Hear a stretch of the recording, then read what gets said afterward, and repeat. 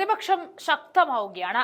അവർ ചോദിച്ച ഒരു ചോദ്യത്തിന് പോലും ഉത്തരം നൽകാതെ ഉരുണ്ടുകളിച്ച മോദി ഇന്നലെ സഭയിൽ വിളമ്പിയതെല്ലാം വെറും മുട്ടാപ്പോക്ക് മാത്രമായിരുന്നു.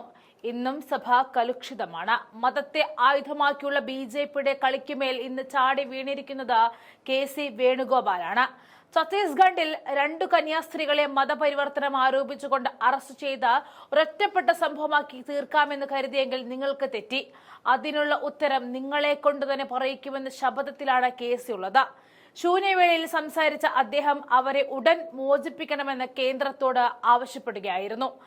കഴിഞ്ഞ ക്രിസ്മസിന് പ്രധാനമന്ത്രി CBCI Catholic bishop conference of India ആസ്ഥാനത്ത് പോയിട്ട് ക്രിസ്ത്യൻ ന്യൂനപക്ഷ അവകാശങ്ങൾ സംരക്ഷിക്കുമെന്ന് വാഗ്ദാനം ചെയ്തത് ഒരു വലിയ പ്രസംഗം നടത്തിയിരുന്നു.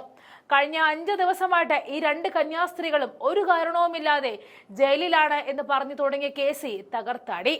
കോൺഗ്രസ് MPമാർ ഒരു ദിവസം മുൻപ് അവിടെ പോയിരുന്നുവെന്ന് പറഞ്ഞ വേണുഗോപാൽ കന്യാസ്ത്രീകളെ മോചിപ്പിക്കണമെന്ന് ആവശ്യപ്പെട്ട് പാർട്ടി ഛത്തീസ്ഗഡ് മുഖ്യമന്ത്രി വിഷ്ണു ദിയോ സായിക്ക് കത്തെഴുതിയിട്ടുണ്ടെന്നും പറഞ്ഞിട്ടുണ്ട്.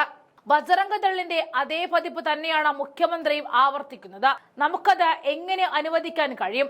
സർക്കാർ നടപടി സ്വീകരിച്ചില്ല എങ്കിൽ സ്ഥിതി നിയന്ത്രണാതീതമാകുമെന്നും കേരളത്തിലെ കന്യാസ്ത്രീകൾ പ്രതിഷേധിക്കുന്നുണ്ടെന്നും അദ്ദേഹം പറഞ്ഞു വെച്ചു.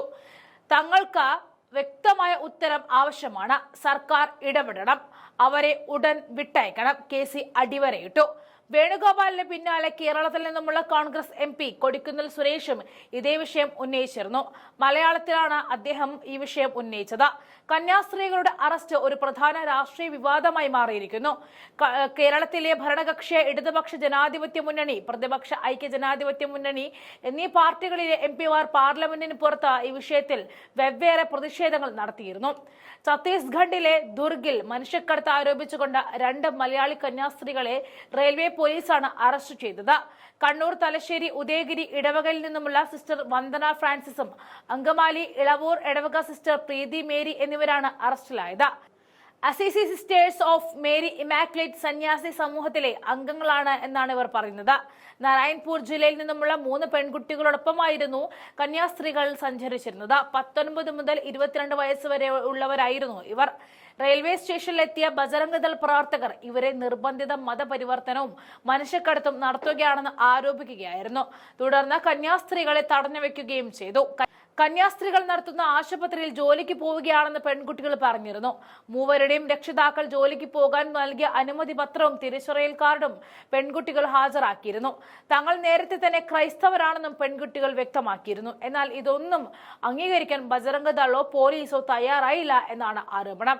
എന്നാൽ മുദ്രാവാക്യം വിളിച്ച് പ്രശ്നമുണ്ടാക്കിയെന്നും ഇതോടെയാണ് RPF ഇടപെട്ട കേസെടുത്തത് എന്നും സഹപ്രവർത്തകർ വ്യക്തമാക്കിയിട്ടും യുവതികളെ മൊഴിമാറ്റി പറയാൻ ബജറംഗ ദൾ പ്രവർത്തകർ നിർബന്ധിച്ചു എന്ന പച്ചയായ സത്യത്തിന് മുന്നിൽ കണ്ണടയ്ക്കുകയാണ് കേന്ദ്രം ഇപ്പോൾ ചെയ്യുന്നത്. ആഭ്യന്തരം കക്ഷത്ത് വെച്ചിരിക്കുന്ന അമിത്ഷായെ ലക്ഷ്യമാക്കി തന്നെയാണ് KC തന്റെ ഒളിയമ്പ് പാർലമെന്റിൽ എറിഞ്ഞിരിക്കുന്നത്. അവർക്കെതിരെ മനുഷ്യക്കടത്തും മതപരിവർത്തനവുമാണ് ചുമത്തിയിരിക്കുന്ന വകുപ്പുകൾ. ഛത്തീസ്ഗഡിൽ ഇവ 2ഉം ജാമ്യം ലഭിക്കാത്ത വകുപ്പുകളാണ്.